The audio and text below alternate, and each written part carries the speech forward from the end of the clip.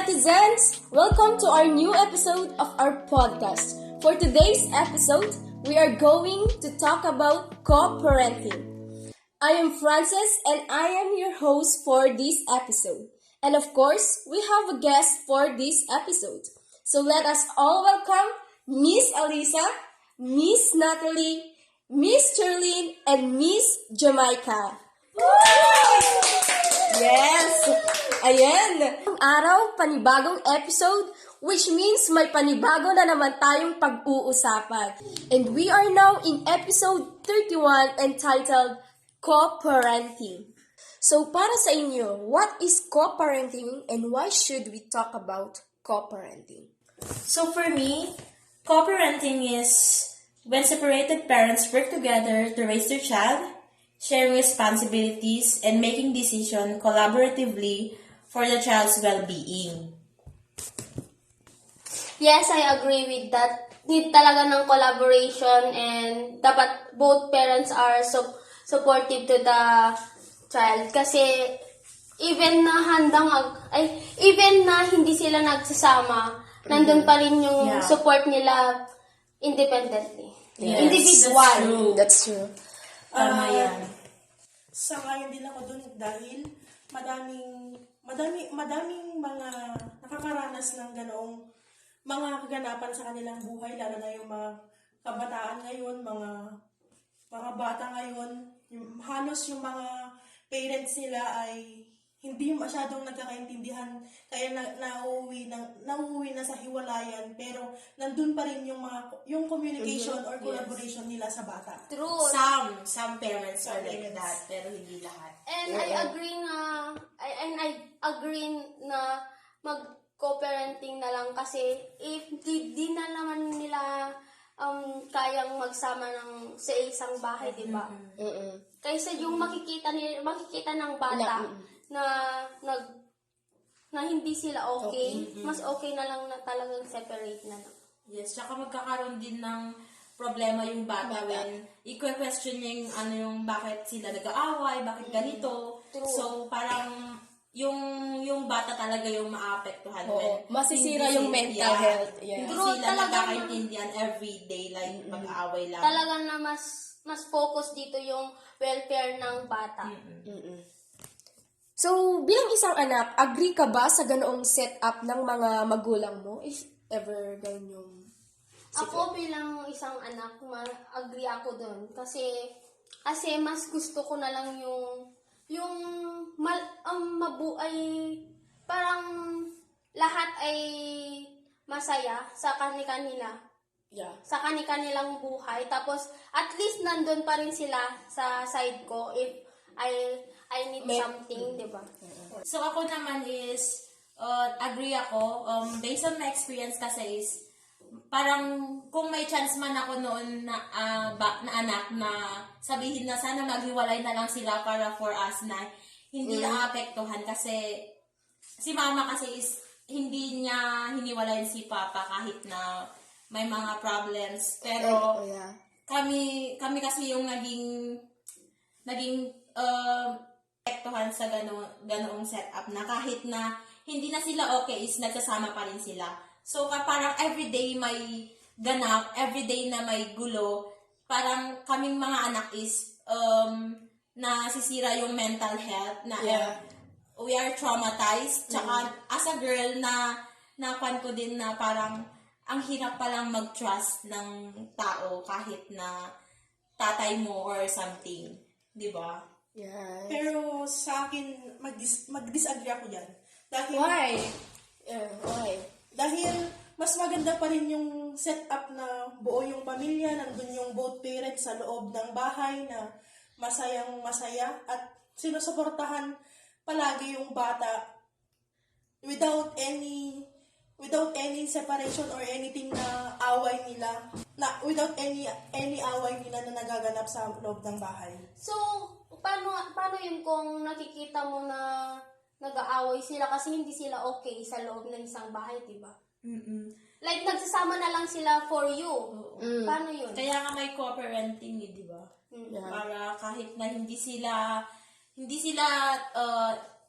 dalawa talaga or intimate na sila talaga, andun pa rin sila for you, pero hindi na as mag-asawa, lover, as a parent na lang.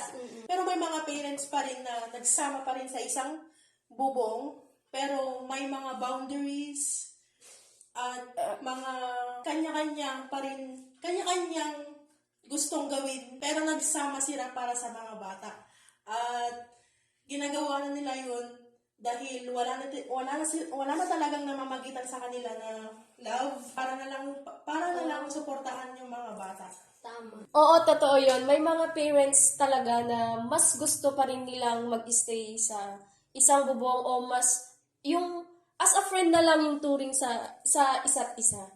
Yun. Tama, may mga napapanood akong ganyan. Like, some of the celebrities, di ba? Mas gusto na lang nilang ganun kasi sa hindi na naging successful yung mga marriage nila, di ba? Yes. Tapos may kakilala din ako na last year nag-divorce na sila abroad na they both agreed na mag-co-parent na lang sa kanilang anak dahil walang relasyong iba pero parang na-fell out of love silang mag-asawa. So, kaya they both agreed na mag-co-parent na lang pero like kung lang yung bahay nila, like they build a house pero hindi sila magkasama. Like mag-neighbor na lang sila but para mas madaling makuha yung anak if may time silang dalawa para kuha. So yun. Pero parang yung anak para Pwede siyang pumunta sa bahay mo. Anytime, pwedeng. So, kumusta naman yung anak nila o yung bata? Kasi ganun yung setup, di ba? Di ba ang hirap yung ganun Pero setup? yung bata is, kasi yung kakilala, close ko kasi yun. So, parang, tinanong nila if yung, kumusta yung bata. So, parang yung bata naman is, Agree okay. naman. Oo, kasi naintindihan niya. Tsaka, bago nila ginawa yung pag-divorce or what, binigyan nila ng chance yung bata na marinig yung ano yung opinion niya, yun, tsaka sinabi nila yung plano nila. tama, mas talaga, mas At least may plano. Nag-open sila sa bata. Oo, naging Oo, open. mas importante talaga na i-discuss yun sa bata para alam din ng bata. Para aware. aware.